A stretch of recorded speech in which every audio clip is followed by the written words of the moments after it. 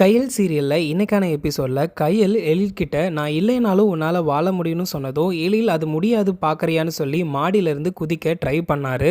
அதுக்கப்புறமா இந்த விஷயம்லாம் தெரிஞ்ச ராஜலட்சுமி கையலுக்கு கால் பண்ணி வர சொல்லி அங்க கையல் கிட்ட என் பையனை ஏதாவது பண்ணி கைக்குள்ள வச்சுக்கணும்னு பாக்குறியா, கழுத்துல கத்தி வச்சு நீ அடங்கலன்னு கேக்குறாங்க.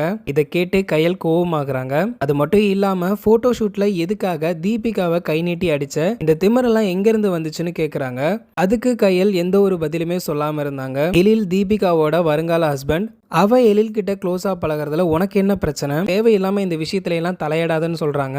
நீ எழில் மனசை மாத்த ட்ரை பண்ணி அவன் மாடியில இருந்து குதிச்சு தற்கொலை முயற்சி பண்ண ட்ரை பண்ணியிருக்கான், அதுக்கெல்லாம் நீ தான் காரணம் அப்படின்னு ரொம்பவும் கோவத்தோட பேசுறாங்க. இதை கேட்டுட்டு இருந்த கையல் என்னால எழில விட்டு போக முடியாது, இந்த ஜென்மம் இல்ல எத்தனை ஜென்மம் எடுத்தாலும் எழில் தான் என் புருஷன்னு கோவமா சொல்றாங்க. இதை கேட்டு ராஜலட்சுமியும் தீபிகாவும் டென்ஷன் ஆகுறாங்க. எழில் கூட வாழ்றதுக்கு நான் யாரை வேணா எதிர்க்க தயாரா இருக்கேன், அந்த எதிரியா நீங்க இருந்துடாதீங்கன்னு சொல்லி கையில் சொல்றாங்க.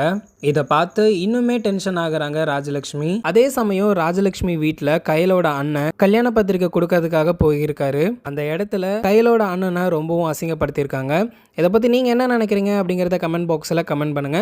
அண்ட் இந்த மாதிரியான அப்டேட்டுக்கு நம்மளோட வைப் டாக்ஸை சப்ஸ்கிரைப் பண்ணி மறக்காம பெல் பட்டனை தட்டிக்கோங்க.